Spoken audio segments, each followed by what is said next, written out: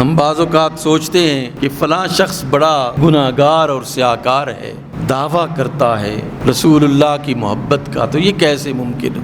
ایک اعرابی رسول اللہ صلی اللہ علیہ وآلہ وسلم کی خدمت میں آتا تھا، بڑی رسول اللہ کی خدمت کیا کرتا تھا، لیکن اس کو عادت تھی شراب نوشی کی۔ شراب پیا، حد لگی، پھر ایک دفعہ ایسا ہوا، پھر شراب پیا، پھر حد لگی۔ تو جب اس کو کوڑے لگ رہے تھے تو بعض احباب نے یہ کہا کتنا عجیب آدمی ہے، تان کیا اس پر کہ رسول اللہ کے دربار میں بھی آتا ہے اور اس قسم کے حرام چیز کا بھی ارتکاب کرتا ہے۔ تو آپ صلی اللہ علیہ وآلہ وسلم نے ان لوگوں کو خاموش کر دیا۔ آپ نے فرمایا میں جو اس شخص کے بارے میں جانتا ہوں وہ یہ ہے کہ یہ اللہ اور اس کے رسول سے محبت کرتا ہے، اللہ اور اس کے رسول سے محبت کرتا ہے۔ تو گناہ جو ہے محبت میں فرق ضرور ڈالتا ہے، لیکن اب یہ نہیں کہہ سکتے کہ اگر کسی کی رسول اللہ سے محبت ہے تو وہ گناہ نہیں کرے گا۔ معصوم نہیں کرتی محبت۔ یہ تو بڑا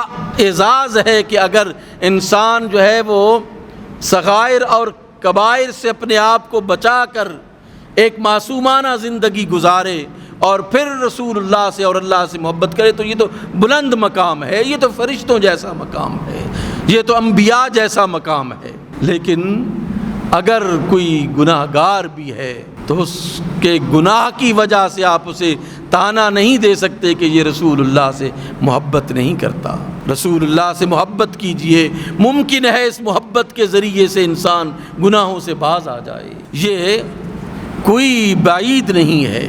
رسول اللہ صلی اللہ علیہ وآلہ وسلم کی ذات کے ساتھ محبت، آپ کے ساتھ تعلق، میں یہ سمجھتا ہوں کہ انسان کو ایمان کی معراج پر لے کے جاتا ہے۔ آپ صلی اللہ علیہ وآلہ وسلم نے انسانیت کے ساتھ پیار کیا، یاد رکھیے، اور انسانوں کو بھی رسول اللہ صلی اللہ علیہ وآلہ وسلم کی ذات کے ساتھ پیار اور محبت کرنا چاہیے۔ آپ نے اپنے اخلاق کے ذریعے سے، اپنی شاندار روایات کے ذریعے سے اور آپ نے خوبصورت فرامین کے ذریعے سے انسانوں کی زندگیوں کو بدل ڈالا، انسانوں کی زندگیوں کو عرفہ اور اعلیٰ مقام عطا فرما دیا۔ آپ صلی اللہ علیہ وآلہ وسلم کی اعلیٰ اخلاقی روایات کی وجہ سے آپ صلی اللہ علیہ وآلہ وسلم کے لوگ گرویدہ ہو گئے، آپ پر جان قربان کر دیتے اور آپ پر اپنا سب کچھ نچھاور کر دیتے تھے آپ کی اعلیٰ اخلاقی روایات کی وجہ سے۔ اگر اعلیٰ اخلاقی روایات آپ کے پاس نہیں ہیں، دنیا کی دولت آپ کے پاس بھلی رہے، آپ اس مقام تک نہیں پہنچ سکتے۔ رسول اللہ صلی اللہ علیہ وآلہ وسلم کو قرآن نے فرمایا انک لعلی خلق عظیم، آپ خلق کے عظیم مقام پر فائز ہیں۔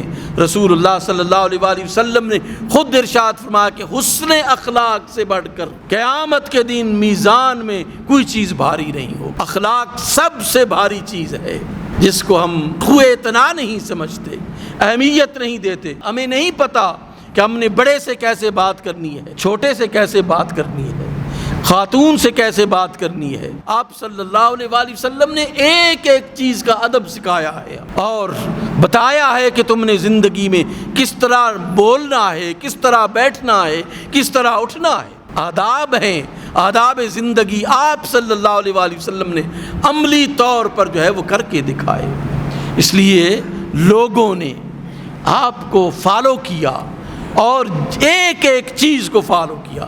مولا علی کرم اللہ تعالی وجہ الکریم سواری پر سوار ہوئے، سوار ہونے کے بعد دعا پڑھی، دعا پڑھنے کے بعد مسکرانا شروع کر دیا۔ آپ کے اصحاب جو پاس کھڑے تھے وہ پوچھنے لگے کہ امیر المؤمنین آپ سواری پر بیٹھ کر دعا آپ نے فرمائی اور اس کے بعد آپ نے مسکرانا شروع کر دیا۔